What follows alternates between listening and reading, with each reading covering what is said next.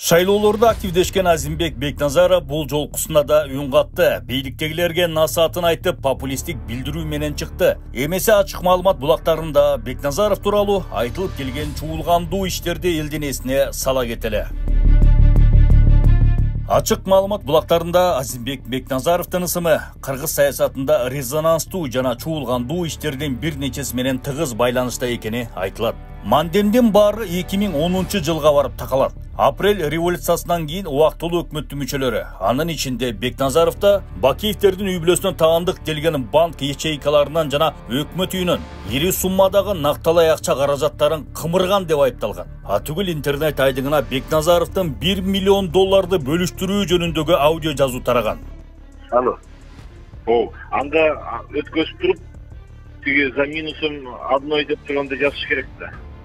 Хранение деп. Аны алып чыгып кетиш керек болот да, кантип алып чыгып кетебиз? Ошо жолу болот да, анан вы же прокурор, вы же должны же думать, как это сделать сейчас, срочно надо. Срочно ошол да, силерге баарын бериш керек, анан силерден бир какой-то баары бумага керек деп ойлойбузчу. Жок, алдык деп бумага керек, жана суммасы канча жерде? 19.600 дейді. Анда 18.600 бумаганы бериш керек де бияка. 2010-жылдын апрель айында Ош менен жаллап аткан мамлекет тарабынан 10 миллион сом бөлүнгөн. Бирок бул каражаттын так отчету жок болгондуктан 2013-жылы күч органдары Бекназаровду сурак алган. Ошентип 2010-жылдагы окуяларга байланыштуу ири өлчөмдө кылмыштуу кирешелерди легалдаштыруу фактысы боюнча иш козголуп, атайын кызмат тарабынан кармалган. Бекназаров бул акчалар өлкөнүн коопсуздугун жана туруктуулугун камсыз кылууга жумшалганын айткан, бирок айткан сөзүн деталдуу түшүндүрүп бере алган эмес. Азимбек Бекназаров 2010-жылы аймактык коопсуздук маселелери боюнча куратор болгон. Ош коогалаңын алдын ала албаган бул саясатчы тууралуу эл арасында коркунучтуу айын-кеттер айтылып турган. Мисалы, Кыргызстандан качып кеткен Кадыржан Батыровдун өлкөдөн чыгып кетишине убактылуу өкмөттүн айрым мүчөлөрүнүн, анын ичинде Бекназаровдун да тиешеси барбы деген суроолор коомчулукта ачык бойдон калды. Бул инсандын күмөндүү иштерин айта берсе сөз көп. Шайлоо башталган сайын активдешип көнгөн Азимбек Бекназаров бул жолу да жөн жат алган жок. Анын айтуусуна караганда, бул шайлоодо эки кландын тиреши болот деп үн катты. Бирок азыркы бийликте кландык башкаруу деген түшүнүк жок экенин эл деле билип калды. Шайлоодо эч бир талапкерге артыкчылык берилбестигин, эл кимди тандаса, ошолор депутат болоорун өлкө башчы бир нече ирет айткан. Түгүл мамлекеттик кызматкерлерге шайлоого аралашууга тыюу салынды. Демек, админ ресурс колдонулбайт. Кыргызда оозун сүткө күйгүзгөн айранды үйлөп ичет деген таасын айтылган сөз бар. Анын сыңарындай, шайлоонун шайтан оюндарынан 30 жылда 3 жолу төңкөрүш көргөн жаныбыз шайлоо системасын адам фактору аралашпагандай кылып, толук санариптештирип, автоматташтырып салдык. Мен муну менен эмнени айткым келди?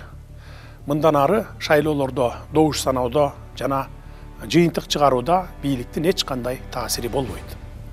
Добуштарды компьютер санайт, жыйынтыгын дароо компьютер чыгарып берет. Андан кийин кол менен дагы санап алсаңыздар болот. Жыйынтыгында эч айырма болбойт.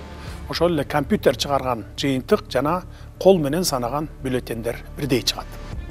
Азимбек Бекназаровдун эски адаты кармап, шайлоонун шайтан оюндарын баштагысы келдиби же өзү бул шайлоодо шайтан болгусу келдиби, айтор ким билсин. 2010-жылы жогорку кеңештин шайлоосуна катышпаса да, көшөгө артында саясий оюндарды жүргүзгөн. Дал ушул адатын азырда карматты десек аша чаппайбыз. Текелайттардын айткандарын бирөөнү да кылбаган.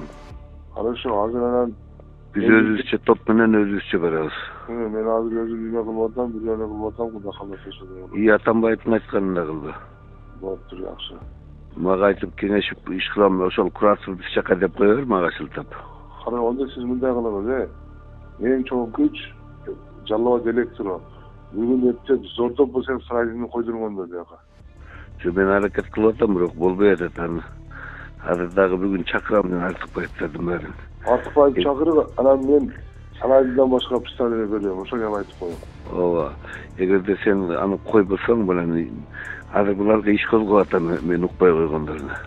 Айтам Артыкбаев сага иш козгонуна.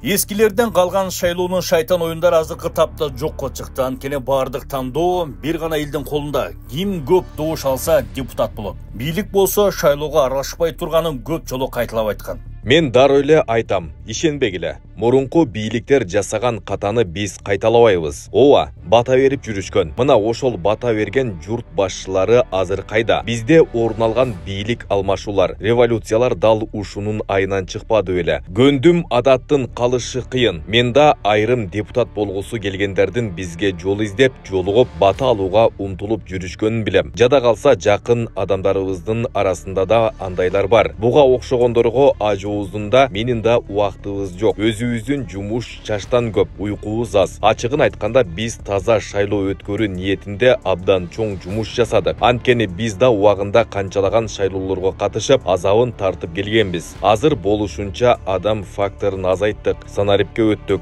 Шайлоочулардын кызыкчылыгы биринчи орунда болду. Эгерде биз өз адамдарыбызды алып келүүнү көздөсөк, ушунун баарын жасаштын эмне кереги бар эле? Эски шайлоо системасын калтырып, жыргап жата бербейт белек анда. Ал эми Азимбек Бекназаровдун популисттик сөздөрү суу кечпейт. 30 жыл бою саясатта жүрүп, эл үчүн жарытылуу иш кылбаган саясатчы азыр кыйратмак беле. Акылман элибиз 30-ында оро корбогон, 40-ында чалгы чапмак беле деп бекерден айткан эмес. Эл алдында насаатын айтаардан мурда артын бир кылчайып карап койсо туура болмок. Күмөндүү коррупциялык иштерде кайра ысым аталган Азимбек Бекназаров карыган чакта куйруктуу такымга кыпчып, кадырлуу аксакал болсо кут жарашмак. Бийликтин мааниясына азгырылып, шайлоонун шайтан оюндарын уюштурам дегендер өздөрүнө эле зыян келтирээрин түшүнүшү керек.